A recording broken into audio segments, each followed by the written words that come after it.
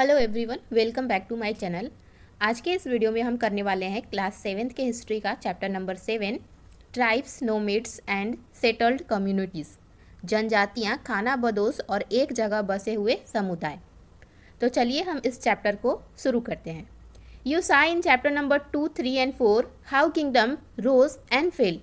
Even as this was happening, new art, crafts and productions activities flourished in towns and villages. Over the centuries, important political, social and economic developments had taken place, but social changes was not at the same time everywhere. Because different kinds of societies evolved differently, it is important to understand how and why this happened. Chapter 2, 3 और 4 में हमने देखा था कि किस प्रकार राज्यों का उत्थान हुआ और पतन हुआ, और इसके बीच ही कला, दस्तकारियों तथा उत्पादक गतिविधियों की नई किस्में शहर और गांवों में फल फूल रही थी। एक लंबे समय अंतराल में बहुत सारी महत्वपूर्ण राजनीतिक, सामाजिक और आर्थिक परिवर्तन हुए, लेकिन सामाजिक परिवर्तन जो थे हर जगह एक समान नहीं थे, क्योंकि अलग अलग किस्म के समाज अलग अलग तरीकों से विकसित हुए थे। ऐसा कैसे हुआ और क्यों हुआ, इसे ही हम यहाँ पे देखेंगे। In large part of the subcontinent, society was already divided according to the rules of Varna. इस उपमहाद्वीप के बड़े हिस्से में जो समाज था वर्ण के नियमानुसार पहले से ही बटा हुआ था, विभाजित था। These rules as prescribed by Brahmans were accepted by the rulers of large kingdoms. The difference between the high and low and between the rich and poor increased. Under the Delhi Sultan and the Mughals, this hierarchy between social classes grew further. ब्राह्मणों द्वारा जो भी नियम सुझाए जाते थे उसे बड़े बड़े राज्यों के राजाओं द्वारा स्वीकार किया जाता था, और इससे ऊंच नीच का, अमीर गरीब का जो फासला था ज़्यादा बढ़ गया। दिल्ली के सुल्तान और मुगलों के काल में श्रेणीबद्ध समाज ज़्यादा जटिल हो गया था। नेक्स्ट है beyond big cities tribal societies. बड़े शहरों से परे कौन सी जनजातीय समाज थी उसे हम देखेंगे। There were, however, other kinds of societies as well. Many societies in the subcontinent did not follow the social rules and rituals prescribed by the Brahmins, nor were they divided into numerous unequal classes. Such societies are often called tribes. उस समय दूसरे तरह के ऐसे भी समाज मौजूद थे जो कि ब्राह्मणों द्वारा सुझाए गए सामाजिक नियमों और कर्मकांडों को नहीं मानते थे, और ना ही वे असमान वर्गों में विभाजित थे, और अक्सर ये समाज जो थे इनको ही जनजाति कहा जाता था। Members of each tribe were united by kinship bond. Many tribes obtained their livelihood from agriculture, other were hunter gatherers और हर्डर्स। प्रत्येक जनजाति के जो सदस्य थे वे नातेदारी के बंधन से एक दूसरे से जुड़े होते थे। कई जनजातियां ऐसी थी जो खेती करके अपना जीवन बिताती थी, और कुछ जनजाति जो थे वह शिकारी थे और संग्राहक थे। Most often they combined these activities to make full use of the natural resources of the area in which they lived. Some tribes were nomadic and moved from one place to another.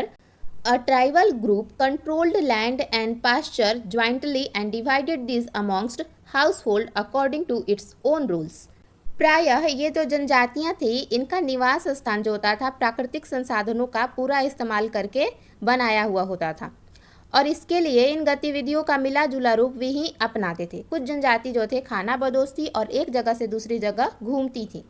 जनजातीय समूह संयुक्त रूप से भूमि और चारागाहों पर नियंत्रित करती थी और अपने खुद के लिए नियमों के आधार पर परिवारों के बीच इनका बंटवारा करती थी।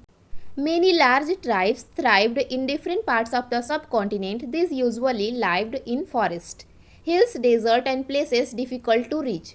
Sometimes they clashed with the more powerful caste-based societies.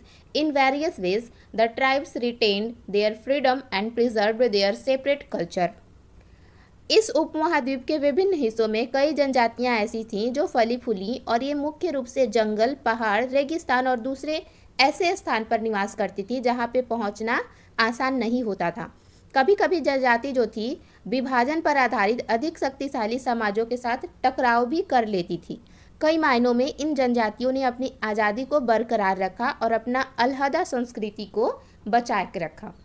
But the caste based and tribal societies also dependent on each other for their diverse needs. This relationship of conflict and dependence gradually caused both societies to change।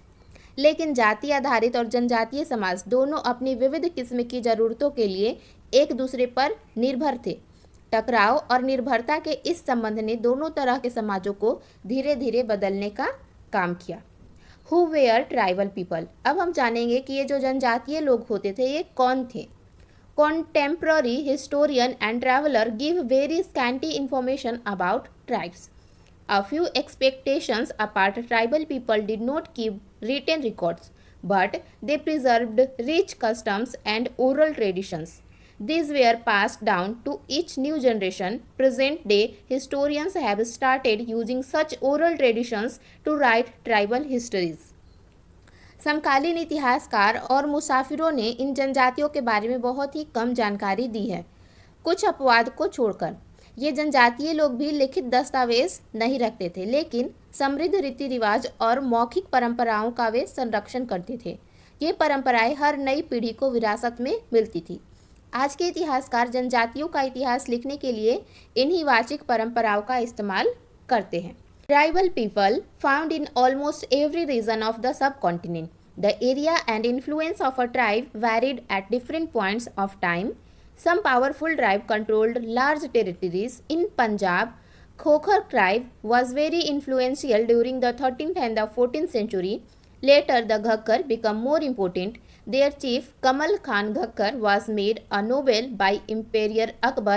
In Multan and Sindh, the Langah and the Arguns dominated extensive region before they were subdued by the Mughals.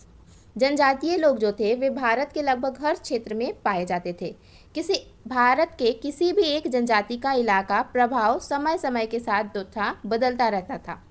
कुछ शक्तिशाली जनजाति का बड़े इलाकों पर नियंत्रण था, जैसे कि पंजाब में 13वीं और 14वीं शताब्दी के दौरान खोखर जनजातियों का शक्तिशाली वहाँ पे राज था, लेकिन इनका प्रभाव ज़्यादा दिन तक नहीं रहा। फिर यहाँ पे बाद में घक्कर लोग महत्वपूर्ण हो गए।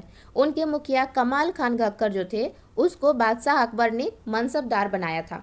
मुल्तान और सिंध में मुगलों द्वारा अधीन कर लिए जाने से पहले लंगाह और अरगुन लोगों का प्रभुत्व अत्यंत विस्तृत क्षेत्र पर था।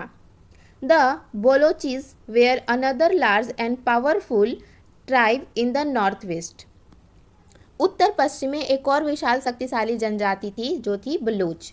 आप इस पिक्चर में देख सकते हैं भारत के अलग अलग हिस्सों में कौन सी जनजाति रहती थी। जैसे झारखंड में आप देख सकते हैं चेरो, मुंडा, उरांव, संथाल, ये सारी जनजातियां थी। यहाँ पे भी भील जनजाति है, गोंडवा जनजाति है, गोंड्स जनजाति, ये सारे जनजातियों के नाम हैं जो भारत के अलग अलग स्थानों पर रहते थे। They were divided into many small clans under different chiefs. In the western Himalaya lived the Selford tribe of Gaddis. The distant northeastern part of the subcontinent too was entirely dominated by tribes, the Nagas, Ahoms and many others. वे लोग जो थे अलग अलग मुखिया वाले कई छोटे छोटे कुलों में बटे हुए होते थे। पश्चिमी हिमालय में गड्डी गडरियों की जनजाति रहती थी।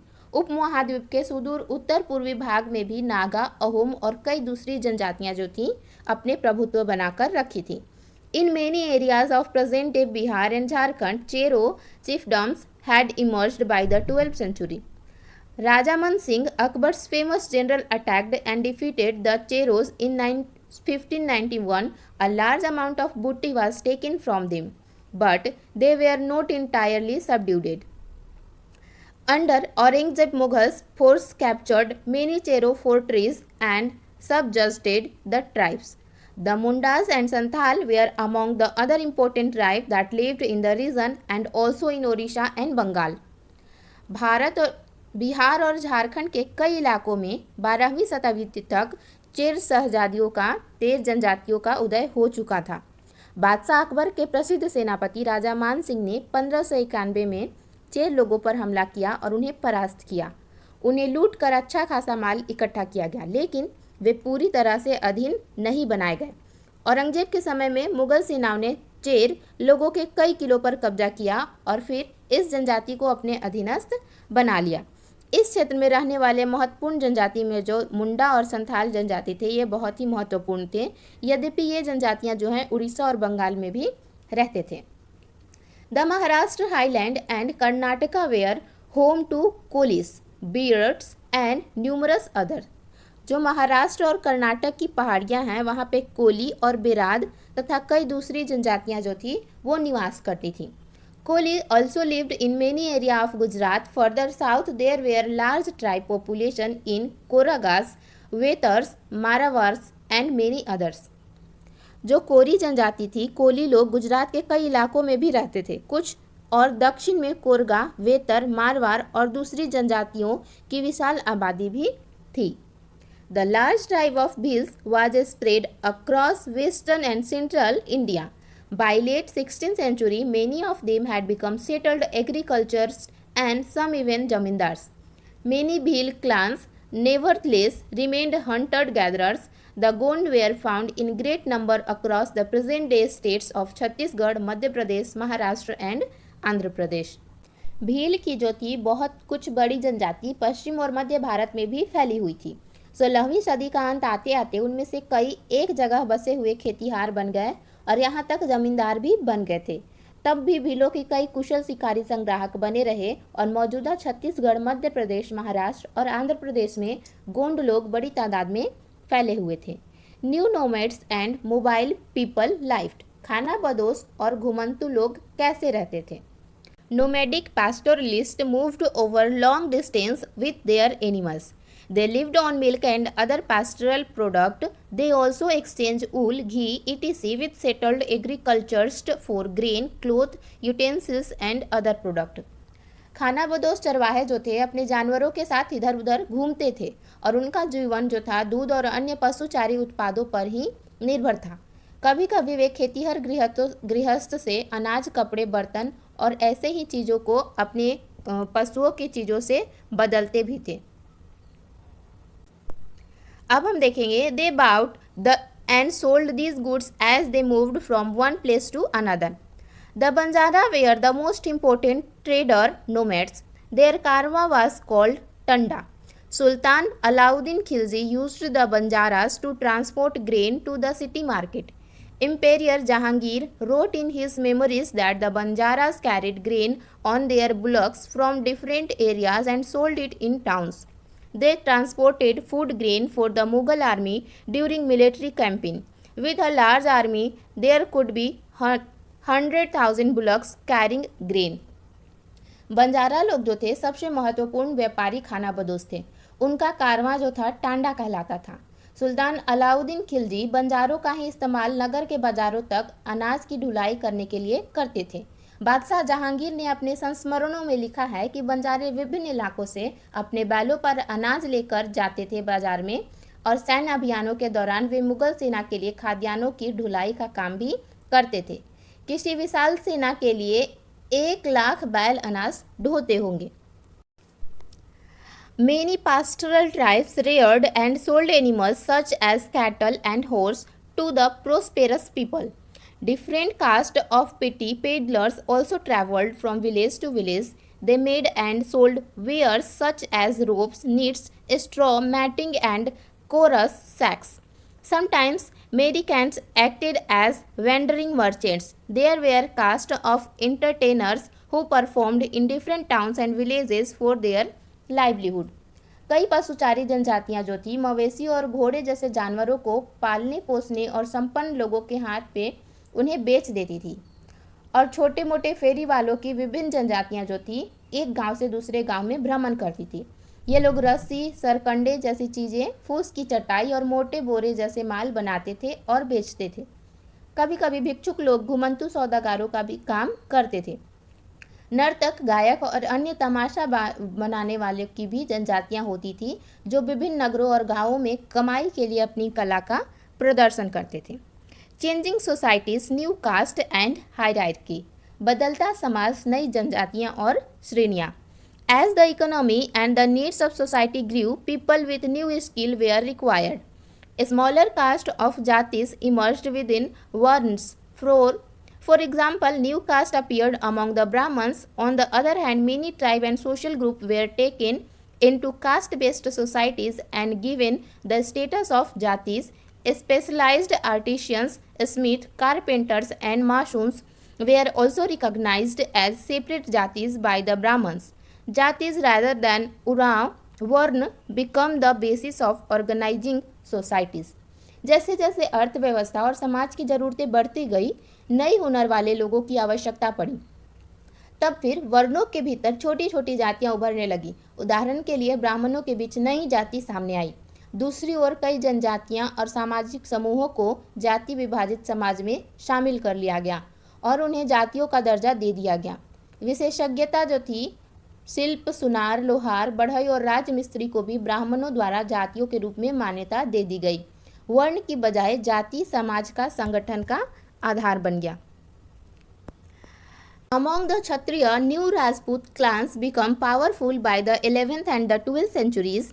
They belong to different lineages such as Hunas, Chandels, Chalukyas and others. Some of these too had been tribes earlier. Many of these clans come to be regarded as Rajputs. They gradually replaced the older rurals, especially in agricultural areas. Here a developed society was emerging and rulers used their wealth to create powerful states. 11वीं और 12वीं शताब्दी तक क्षत्रियों के बीच में नए राजपूत गोत्रों की ताकत में काफ़ी इजाफा हुआ। ये जो थे हून, चंदेल, चालुक्य और कुछ दूसरी वंश परंपराओं से आते थे। इनमें से कुछ ऐसे भी थे जो पहले जनजाति रह चुके थे और बाद में कई कुल राजपूत मान लिए गए।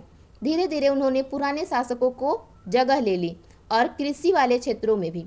यहाँ तक कि कई तरह के परिवर्तन हो रहे थे और शासकों ने शक्तिशाली राज्यों के निर्माण में अपनी संपदा का भी इस्तेमाल किया। The rise of Rajput clans to the position of rulers set an example for the tribal people to follow. Gradually, with the support of the Brahmins, many tribes become part of the caste system. But only the leading tribal families could join the ruling caste class. A large majority joined a lower jatis of caste society. On the other hand, many dominant tribes of Punjab, Sindh and the northwest frontier had adopted Islam quite earlier. They continued to reject the caste system, the unequal social order prescribed by Orthodox Hinduism was not widely accepted in these areas. शासक जो थे, शासकों के रूप में राजपूतों गोत्रों के उदय के उदाहरण का जनजातीय लोगों ने अनुसरण किया और धीरे धीरे ब्राह्मणों के समर्थन से कई जनजातीय जाति जो थी इस व्यवस्था का हिस्सा बन गई। लेकिन केवल प्रमुख जनजातीय परिवार ही शासक वर्ग में शामिल हो पाए। उनकी बहुसंख्यक आबादी समाज की छोटी जातियों में ही जगह बना पाई।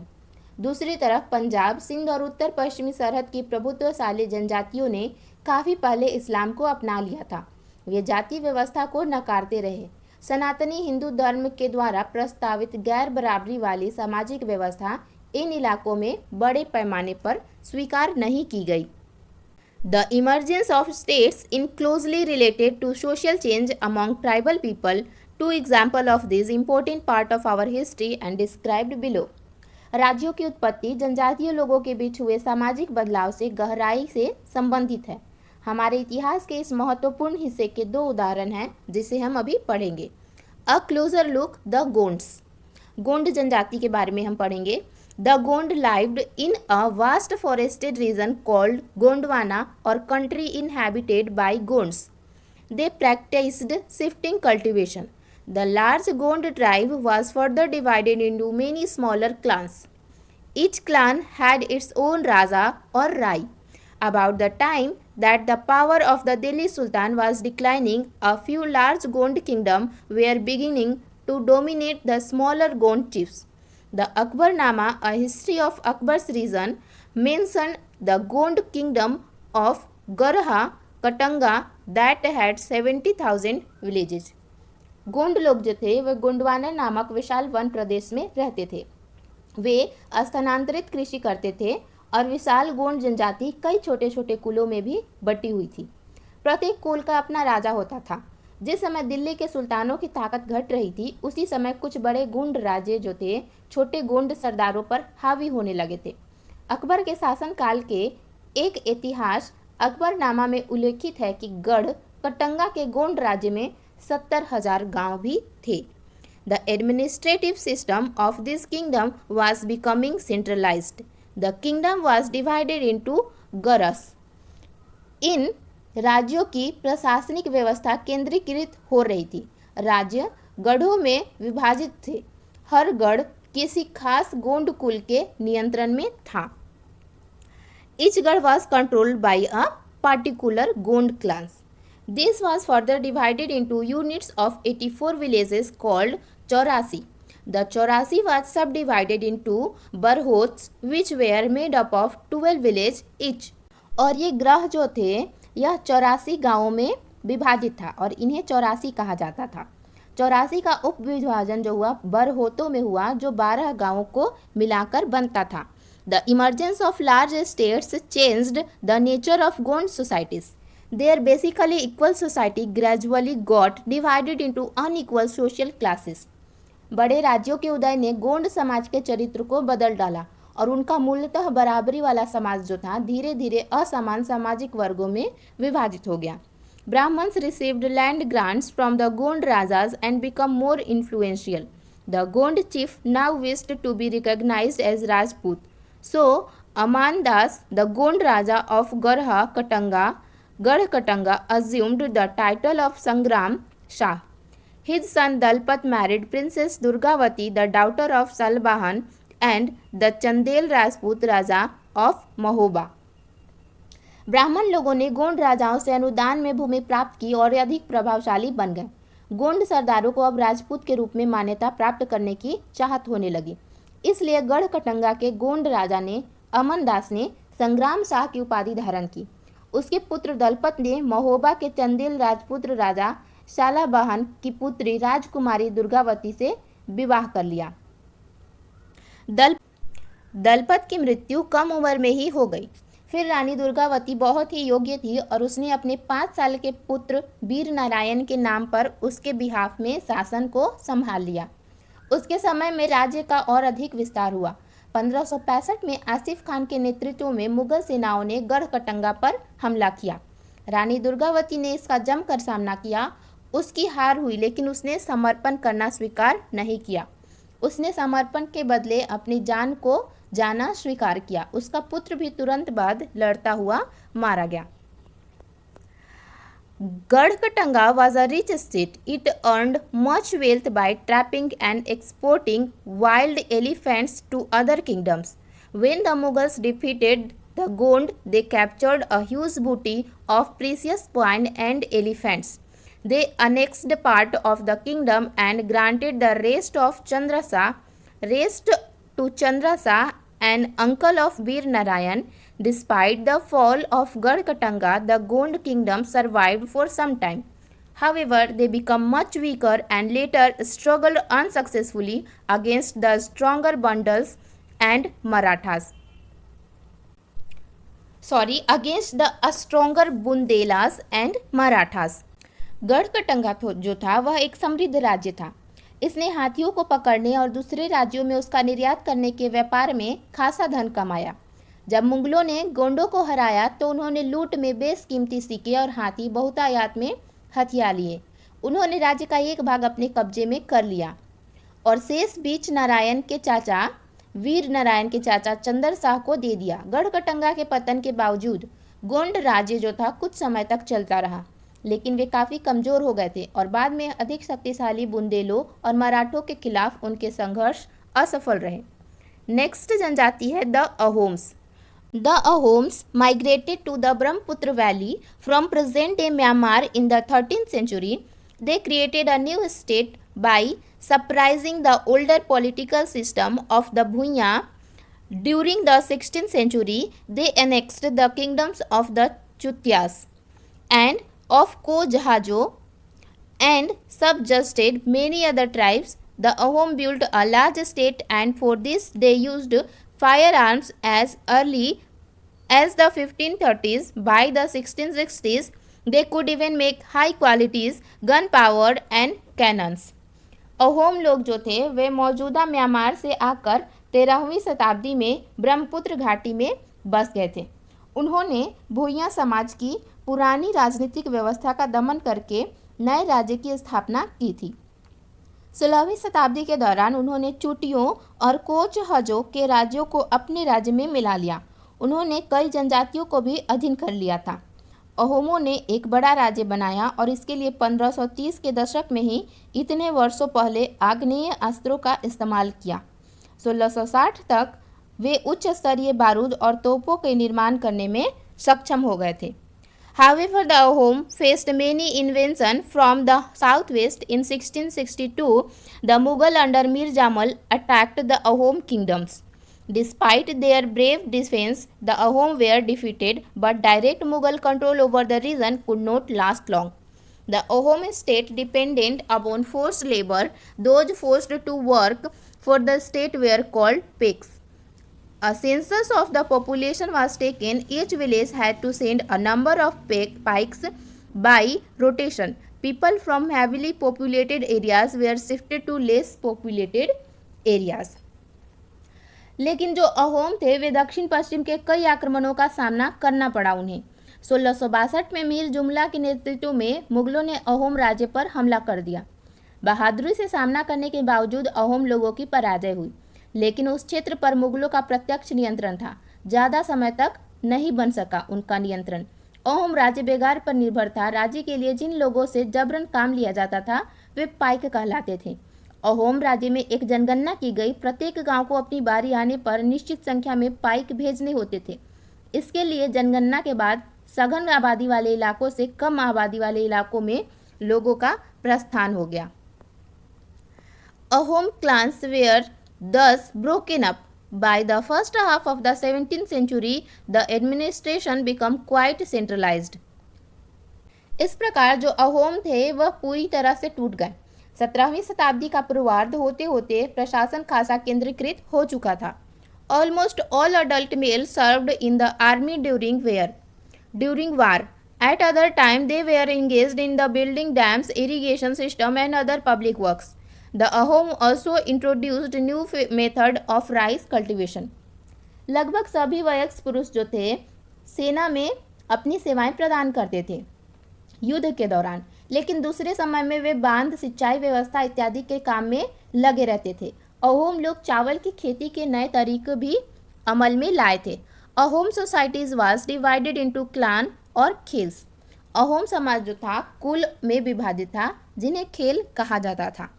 There were very few caste of artisans, so artisans in the Ahom areas come from the adjoining kingdoms. A khel often controlled several villages. The peasant was given land by his village community. Even the king could not take it away without the community's consent. वहाँ पे दस्तकारों की बहुत ही कम जनजातियाँ थीं, इसलिए अहोम क्षेत्र में दस्तकार निकटवर्ती क्षेत्रों से आते थे। एक खेल के नियंत्रण में प्रायः कई गांव होते थे। किसान को अपने गांव समुदाय के द्वारा जमीन दी जाती थी। समुदाय की सहमति के बगैर राजा तक इसे वापस नहीं ले सकता था। Originally, the Ahom worshipped their own tribal gods during the first half of the 17th century. However, the influence of Brahmins increased. Temple and Brahmins were granted land by the king in the region of Shiv Singh. Hinduism became the predominant religion. But the Ahom king did not completely give up their traditional behalf after adopting Hinduism.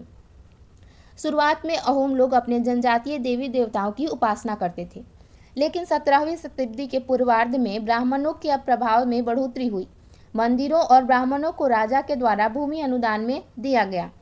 Shiv Singh के काल में हिंदू धर्म वहां का प्रधान धर्म बन गया, लेकिन अहोम राजाओं ने हिंदू धर्म को अपनाने के बाद अपनी पारंपरिक आस्थाओं को पूरी तरह से नहीं छोड़ा था।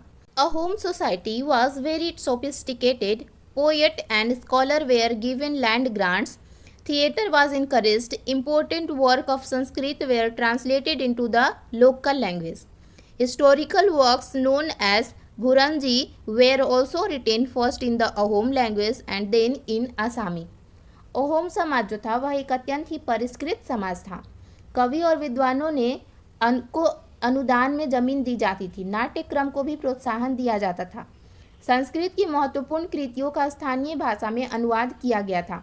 बुरंजी नामक ऐतिहासिक कृतियों को पहले अहोम भाषा में और उसके बाद फिर असामी भाषा में लिखा गया। लास्ट है कंक्लूजन, निष्कर्ष। Considerable social change took place in the subcontinent during the period we have been examining. Word-based societies and tribal people constantly interacted with each other. जिस युग की हम चर्चा करते आए हैं उस युग के दौरान उपमहाद्वीप में काफ़ी सामाजिक परिवर्तन हुआ। वर्ण आधारित समाज और जनजातीय लोग एक दूसरे के साथ लगातार संपर्क में आते रहे। This interaction caused both kinds of societies to adapt and change. There were many different tribes and they took up diverse livelihood. Over a period of time, many of them merged with caste-based societies. Others, however, rejected both the caste system and orthodox Hinduism. Some tribes established extensive state with well-organized system of administration. They thus become politically powerful. This brought them into conflict with large and more complex kingdom and empires. इस आदान प्रदान ने दोनों ही तरह के समाजों को में अनुकूल बदलाव की प्रक्रिया को चलाया। बहुत सी विभिन्न प्रकार की जनजातियां थीं और उन्होंने विभिन्न प्रकार की जीविकाओं को अपनाया। कालांतर में उनमें से कई जाति जो थी आधारित समाज में शामिल हो गई, लेकिन कईयों ने जातीय व्यवस्था और सनातनी हिंदू धर्म को नकार दिया। कुछ जनजातियों ने सुसंगठित प्रशासनिक व्यवस्था विस्तृत राज्यों की स्थापना की। इस तरह वे राजनीतिक रूप से ताकतवर हो गए और इन्होंने उन्हें बृहत्तर और अधिक जटिल राज्यों और साम्राज्यों के साथ संघर्ष की स्थिति में ला खड़ा किया।